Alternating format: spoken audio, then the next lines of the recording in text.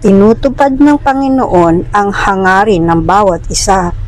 Srimad Bhagavatam 2:7-27 paliwanag. Hindi maaaring lumikha ng Diyos sa pamamagitan lamang ng haka-haka ng isip o sa pamamagitan ng pagbobotohan ng bilang ng tao gayang ng naging kaugalian ng mga hindi gaanong matatalinong uri ng tao.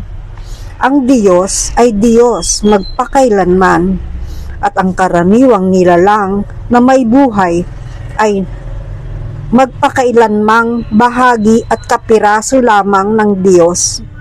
Ang Diyos ay iisa at walang pangalawa, samantalang ang mga karaniwang nilalang na may buhay ay napakarami at hindi mabilang. Lahat ng gayong nilalang ay pinananatili ng Diyos mismo. Yan ang pasya ng mga literaturang Vedic. Nang si Krishna ay nasa kandungan ng kanyang ina, ang demonyong si Putana ay nagpakita sa kanyang ina at nakiusap na alagaan ang batang nasa kandungan niya. Pumayag si inang Yasoda at ang bata ay inilipat sa kandungan ni Putana na nakabihis ng isang kagalang-galang na babae. Nais patayin ni Putana ang bata sa pamamagitan ng paglalagay ng lason sa kanyang dibdib. Ngunit nang maganap ang lahat, sinipsip ng Panginoon ang kanyang dibdib, kasama ang mismong hininga ng kanyang buhay, at ang dambuhalang katawan ng demonyo na sinasabing umaabot sa 6 na milya ang haba ay bumagsak.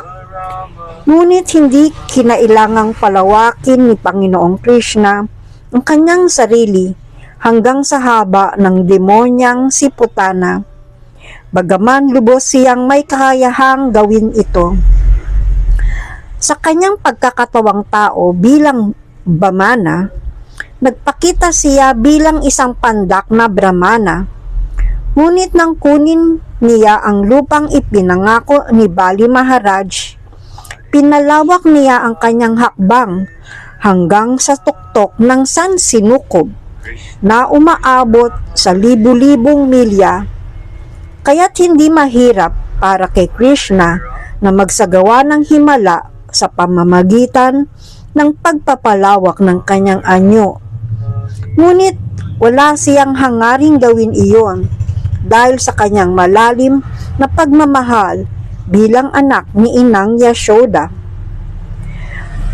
Kung nakita ni Yashoda si Krishna sa kanyang kandungan na lumalawak ng 6 na milya upang harapin ang demonyang si Putana, masasaktan ang likas na pag-ibig ng ina ni Yashoda, sapagkat malalaman niya na ang kanyang tinatawag na anak na si Krishna ay ang Diyos mismo. At sa pagka-Diyos ni Krishna, mawawala kay Yashoda Mayi ang damdamin ng kanyang likas na pagmamahal kay Krishna bilang isang ina. Ngunit para kay Panginoong Krishna, siya ay Diyos sa lahat ng panahon, bilang batang nasa kandungan ng kanyang ina o bilang tagatakip ng San Sinukob, si Bamana Deva. Hindi niya kailangang maging Diyos sa pamamagitan ng mahihigpit na penitensya, bagaman iniisip ng ilan na maari siyang maging Diyos sa ganitong paraan.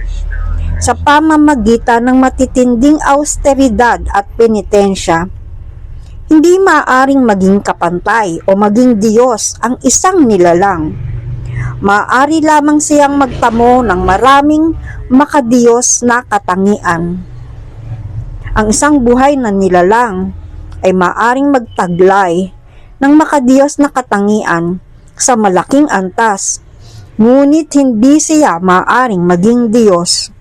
Samantalang si Krishna, nang hindi dumaraan sa anumang uri ng penitensya, ay Diyos magpakailanman, maging nasa kandungan ng kanyang ina, lumalaki o o sa anumang yugto ng kanyang paglaki. Kaya sa edad na 3 buwan pa lamang, pinatay niya si Sakatasura na nakatago sa likod ng isang kariton sa bahay ni Yasodamayi. At nang siya ay gumapang at nakagagambala sa kanyang ina sa paggawa ng mga gawaing bahay, tinalian siya ng ina sa isang pambayo ng gilingan.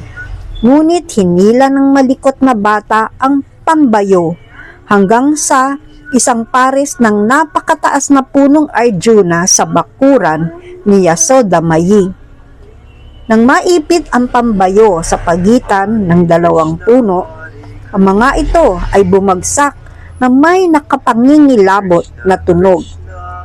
Nang dumating si Yasodamayi upang tignan ang nangyari, inakala niyang ang kanyang anak ay nakaligtas mula sa pagbagsak ng mga puno sa pamamagitan ng awa ng Panginoon.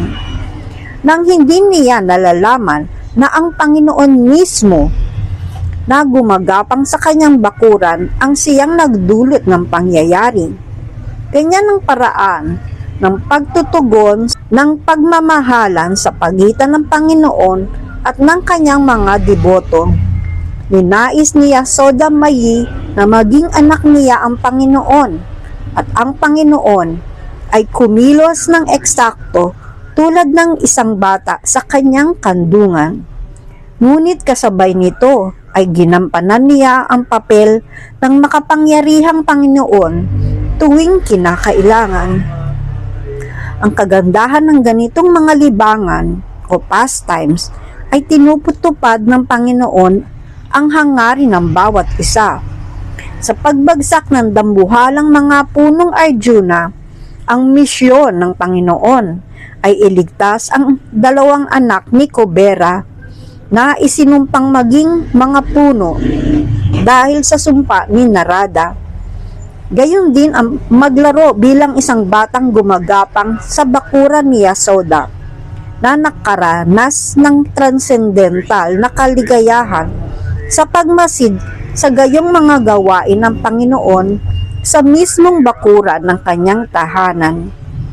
Ang Panginoon sa anumang kalagayan ay nananatiling Panginoon ng sansinukob at maaari siyang kumilos ayon dito sa anumang anyo, maging napakalaki o napakaliit, ayon sa kanyang nais. Haribol.